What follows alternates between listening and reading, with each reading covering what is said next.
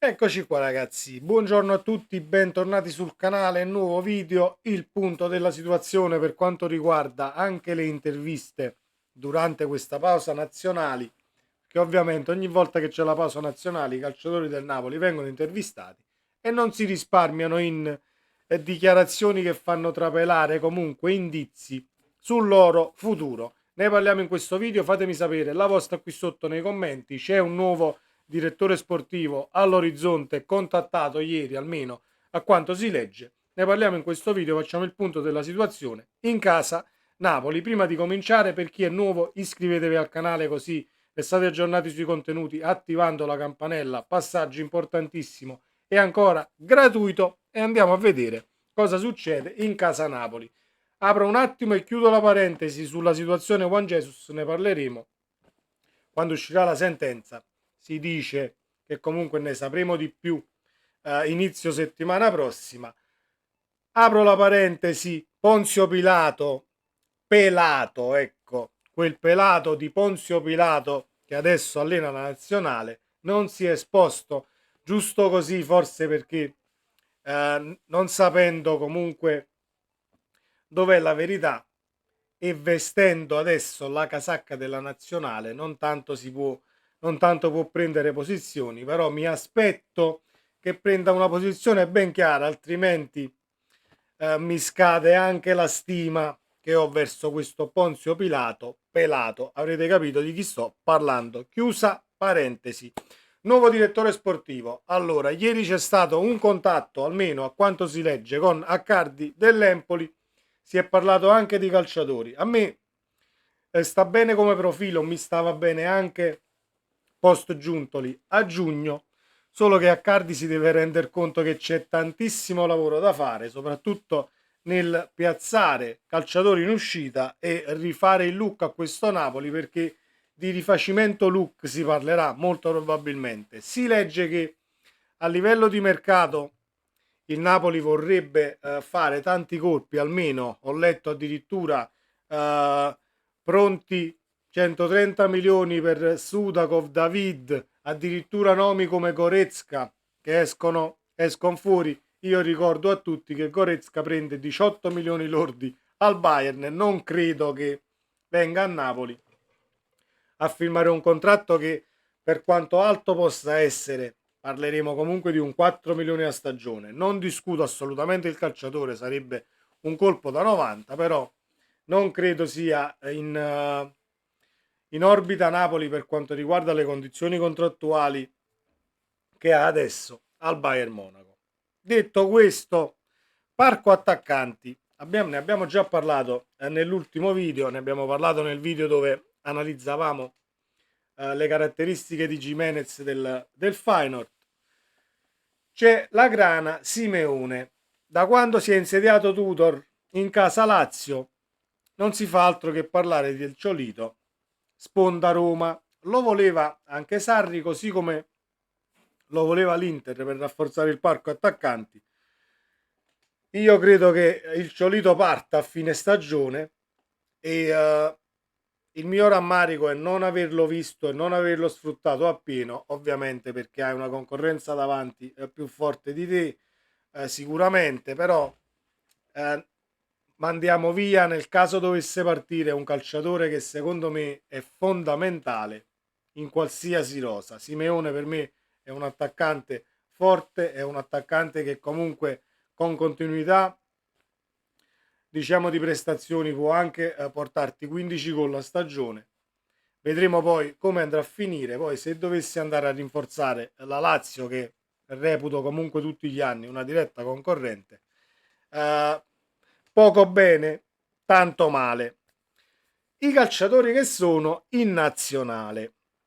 Allora, i calciatori che sono in nazionale non perdono occasione per, diciamo, sciogliersi di fronte alle interviste che gli vengono fatte, le domande. Ovviamente l'intervista a Lobotka che avrete letto tutti, Lobotka dichiara che comunque ci sono sirene e complimenti, tra virgolette, per quanto riguarda il Barcellona, di Xavi, eccetera. Lobotka si avvicina ai 30 anni, se non ha già 30 anni, credo che non li abbia ancora compiuti, controllo per non dire una baggianata. 29 anni, ecco, verso i 30 anni, calciatore non più giovane assolutamente, quindi molto probabilmente si cercherà una sistemazione per Lobo, mi auguro che non sia però nell'immediato l'anno prossimo, ma si faccia un'altra annata a Napoli, anche perché per quanto riguarda i nomi che stanno uscendo sul mercato non abbiamo il sostituto e né tantomeno lo stiamo cercando. Poi se il Napoli dovesse cambiare assetto tattico e passare a due a centrocampo in questo fantomatico 4-2-3-1 che ce lo stiamo chiamando da un bel po' per quanto riguarda soprattutto il reparto offensivo, se si passa a due comunque a centrocampo puoi anche trovare calciatori con caratteristiche un tantino diverse, anche se per me Stanislav Lobotka è l'unico top player del Napoli e lo è sempre stato. Uh, rendimento ottimo sempre, rendimento comunque poco altalenante anche in quest'annata dove ci sono stati tre allenatori, tre sistemi di gioco richieste da una parte e dall'altra e ha cercato di fare il suo, anche se è tornato comunque quello che era l'anno scorso nell'ultimo mese dall'arrivo di Calzona, anche se non ha fatto male nemmeno con Mazzarri e né tantomeno con Garcia, anche se all'inizio perché Garcia aveva preso D'Anghissà e l'aveva messo al centro del villaggio, non si capiva chi era il playmaker, chi doveva appunto dettare i tempi della squadra e quant'altro. Io mi auguro che Lobotka resti almeno un altro anno o perlomeno che il Napoli abbia chiaro il mercato, l'allenatore e il progetto dell'anno prossimo, perché stanno uscendo tanti nomi, è vero, il nuovo DS e quant'altro, però a me sembra che sia solo una cozzaglia comunque di calciatori e non si vada comunque diciamo ad intervenire in maniera mirata per quanto riguarda questo cambio look. Quindi a Cardi dell'Empoli, nel caso dovesse essere lui il DS del futuro, ha tanto da fare. Ultima, ma non ultima per importanza, notizia è quella di Zielinski. L'ho lasciata per ultimo perché Zielinski sta vivendo una situazione strana, o quantomeno per ciò che abbiamo visto in nazionale sono conseguenze contrattuali, conseguenze di qualche dichiarazione del presidente sicuramente, perché Zielinski è un'altra persona nella maniera più assoluta quando gioca in nazionale. A Napoli si annebbia e diventa un calciatore mediocre, almeno nell'ultimo periodo. Io lo so che voi mi verrete a dire sì, ma quello il presidente doveva star zitto, lui la nebbia a Milano, non gli piace più la pizza o solo mandolina, eccetera, eccetera. Può anche essere così, può anche darsi che una situazione del genere abbia pesato sulle prestazioni e pesi ancora sulle prestazioni appunto del polacco sponda Inter per quanto riguarda da giugno in avanti, però quello che mi dico io, ma possibile mai che qualsiasi calciatore che venga punzecchiato da qualche dichiarazione, potete dire fuori luogo o non fuori luogo, del presidente o di chi che sia, possibile che non c'è nessuno che invece di voltare le spalle e fare tra virgolette i capricci a livello di prestazioni, possibile che non ci sia nessuno che cacci le palle e invece di prestare al di sotto delle proprie capacità faccia vedere di che pasta è fatto per far mangiare poi le mani a morsi a chi ha fatto le dichiarazioni.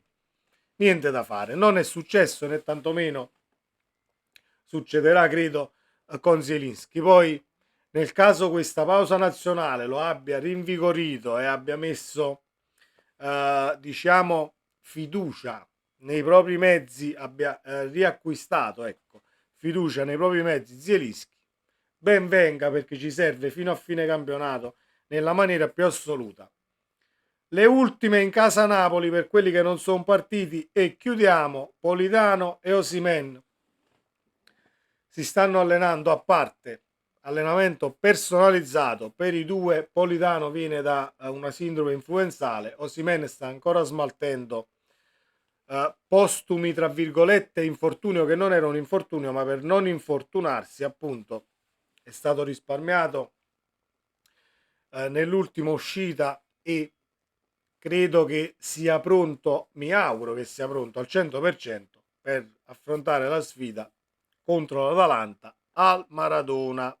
Infatti queste nazionali stanno rompendo un po' le scatole, perché si perde un attimo il focus sul campionato, che resta importantissimo, ma vedremo poi come andrà a finire. Chi vivrà vedrà, come dice una certa canzone, se non sbaglio era una canzone, sì, era una canzone, ma sto facendo vecchio e perdo anche qualche ricordo. Detto questo, io mi spero e mi auguro che Lobotka resti un altro anno, perché a quanto vedo tra i nomi che sta sondando il Napoli non c'è un vice Lobotka, a meno che tu non voglia riesumare Demme, perché è l'unico con le caratteristiche e i tempi, diciamo, da centrocampista centrale, perché playmaker è sbagliato chiamarlo playmaker, perché il playmaker è una caratteristica e sono dettami che si dà al centrocampista centrale. Per ruolo si chiama Cicci, centrocampista centrale. Mi auguro che il Napoli riesca comunque a rimpiazzare tutte le partenze e a mantenere lì l'asticella, perché poi l'incognita è quella: il Napoli vuole mantenere l'asticella alta oppure ci sarà un ridimensionamento al di là della qualifica in Champions League, in Europa League, con coppe o senza coppe. Io con i soldi, con le casse e con appunto i calciatori che partiranno, che ti faranno comunque a plusvalenza, approfitterei del momento per mantenere l'asticella alta al di là delle coppe e concentrarti comunque negli obiettivi che si presenteranno la prossima stagione, che possano essere un campionato e una Coppa Italia, e che possono essere un campionato, una Coppa Italia o una Coppa, che possa essere Conference, Europa League o Champions. Ovviamente più rimani l'asticella lì tra livelli alti, e più hai la possibilità di toglierti soddisfazioni. Più la abbassi e più sono le incognite. Noi siamo qui pronti a dannarci, così come abbiamo fatto quest'anno, e credo che peggio di così non si possa fare per quanto riguarda l'andamento di una stagione maledetta post scudetto. Vedremo come andrà a finire. Sempre Forza Napoli ragazzi, buon sabato e ci vediamo nel prossimo video. Ciao!